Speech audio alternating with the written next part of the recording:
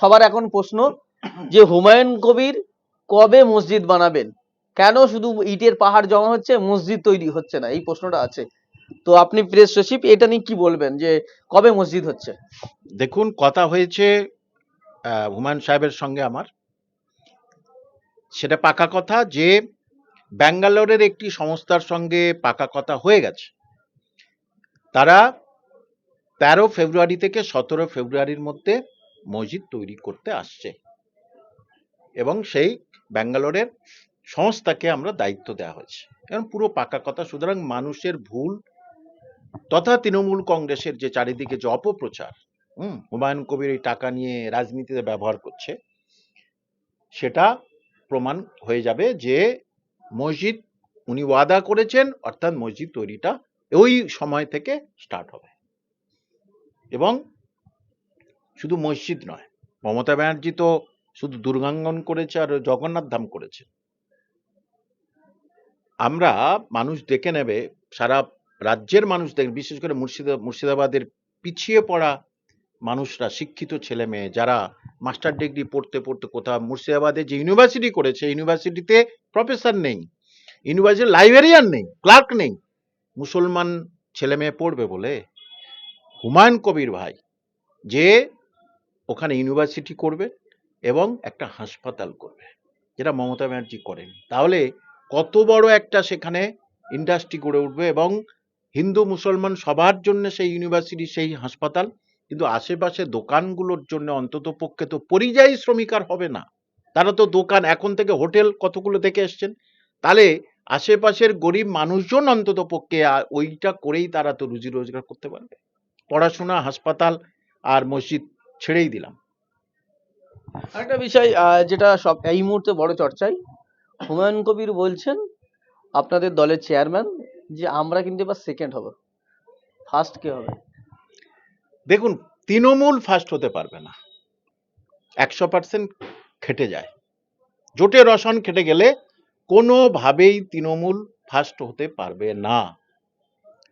এবারে যদি বলেন ফার্স্ট কে হবে, তাহলে সবার মনে প্রশ্ন হয়েছে তাহলে বিজেপি। এখন তৃণমূল ফার্স্ট হবে না, এটা বলে দিলাম। তৃণমূল অন্তত একটা হলেও সে থার্ড পজিশন কি সেকেন্ড পজিশনে চলে যেতে পারে, কিন্তু আমরা যেই হোক আমরা সেকেন্ড পজিশন থাকবো। আর জোট রসায়ন যদি ঠিক হয়, কারণ আমাদের 105টা কনস্টিটিউয়েন্সি, মানে মুসলিম পপুলেটেড, সেখানে 90, 100, 105, হ্যাঁ, হুমায়ুন কবির সাহেব বলছেন 120 থেকে 130 পাবো, সেটা উনি ভালো বলতে পারবেন রাজনীতিবিদ হিসাবে, মানে আমাদের দলের চেয়ারম্যান হিসাবে। কিন্তু 105টার মধ্যে 90 থেকে 100টা তো বটেই। কেন বলছি, যদি জোট ঠিক হয় তাহলে কিন্তু এই সিটগুলো আমরা খুব ইজিলি করব। মানে জোট তাহলে কাদের কাদের সঙ্গে হচ্ছে? জোট আসাদুদ্দিন ওয়াইসির সঙ্গে আগিয়ে গেছে, অনেকটা আগিয়ে গেছে। আর কিছু সংখ্যালঘু, মূলত সংখ্যালঘু ভোট ব্যাংক নিয়ে কিছু দল আছে মুর্শিদাবাদ মালদা ওরিয়েন্টেড, তাদের সঙ্গে কথা হয়েছে। এইবারে আইএসএফ এর সঙ্গে প্রাথমিক কথা হয়েছে এবং আশা করি আইএসএফ ওই সিপিএম বা সিপিএম এর ফাঁদে পা দেবে না, কারণ সিপিএম আইএসএফ কে কিছু দিতে পারবে না, বরঞ্চ আইএসএফ কে ধরে সিপিএম কিছু পাবে এবং সিপিএম এর সব ভোট মানে চলে গেছে বিজেপিতে, হিন্দু ভোট।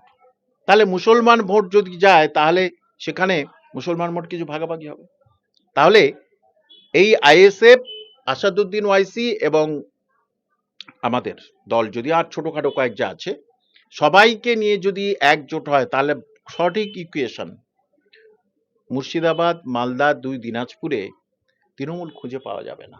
এইদিকে নওশাদ ভাই যেরকম স্ট্রং, তার যা সততা আছে, পিসাবদের প্রতি মানুষের যে বিশ্বাস আছে, 24 পরগনা, হাওড়া, হুগলি, এই জোটটা যদি অটুট হয় এবং সংখ্যালঘু ভোটকে যদি আমরা এক জায়গায় করতে পারি, তাহলে কিন্তু মমতা ব্যানার্জি বুঝে যাবে যে সংখ্যালঘুরা আপনাকে বসিয়েছিল, সেই সংখ্যালঘুরা আপনাকে কিন্তু টেনে নামাবে।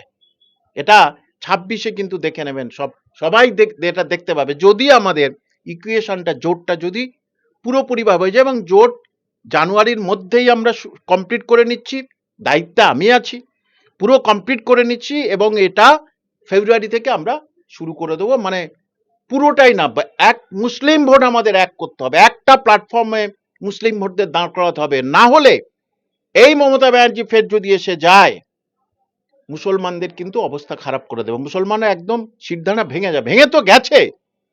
এবং কেন এই প্ল্যাটফর্ম, সবার প্রশ্ন আসছে না, হুমায়ুন কবির কেন দল মানে মসজিদ নিয়ে শুরু করেছে কেন দল? দেখুন, মুসলমানরা তাদের ওবিসি নিয়ে তারা মহা গাড্ডায় আছে।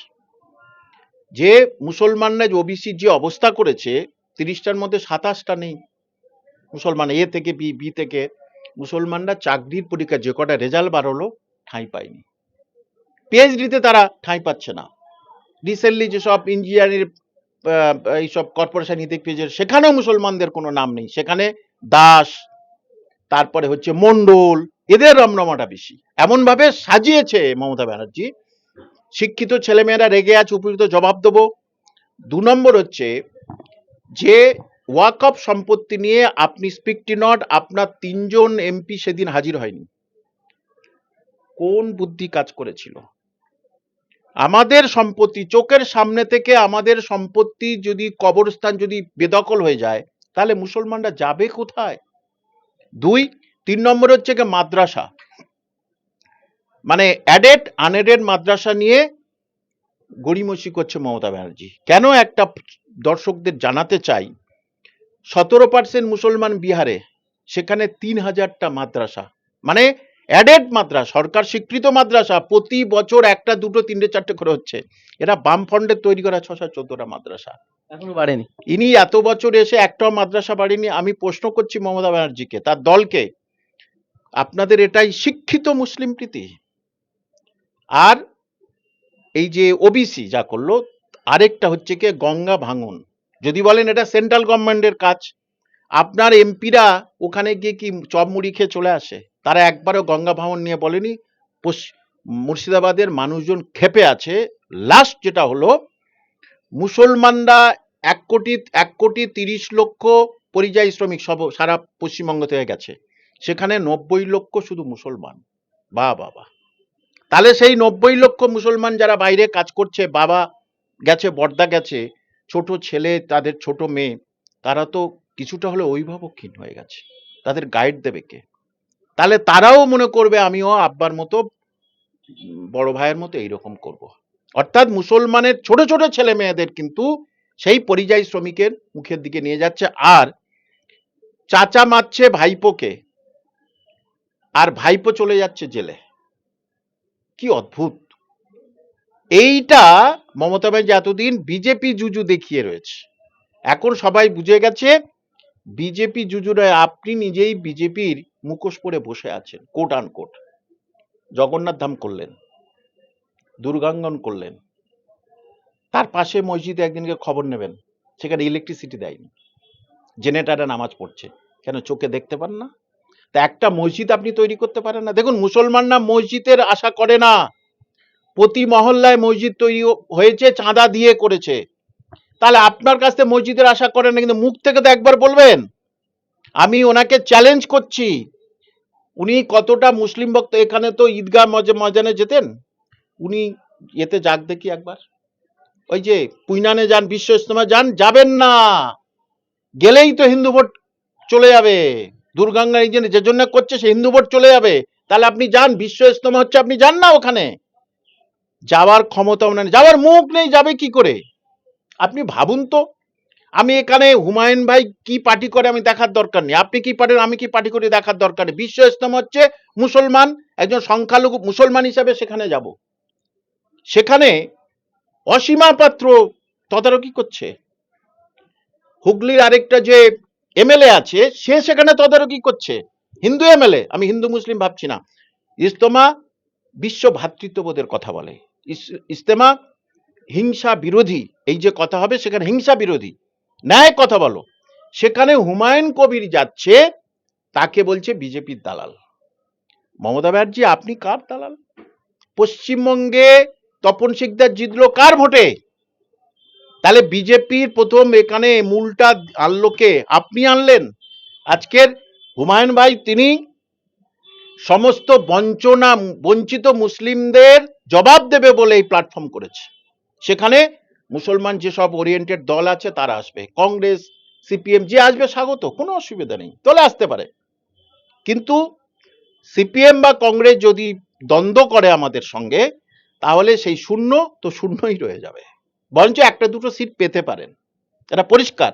কারণ মুসলিম ভোট আপনাদের হচ্ছে কি একমাত্র তাহলে এই যে আপনি মমতা ব্যানার্জি মুসলমানের ভোট নেবেন, কিরম ভাবে নেবেন? যেই ভোট কাউন্টিং শুরু হবে, তৃণমূল কংগ্রেস 30% পর থেকে কাউন্টিং শুরু হয়। 30% তো অলরেডি চলে গেছে ভোট। কংগ্রেস, সিপিএম তারা 0% থেকে শুরু হয়। তাহলে সেই 30% মুসলিমদের আপনি অবহেলা করছেন, তার জবাব মুসলমানদের দেওয়ার সময় এসছে।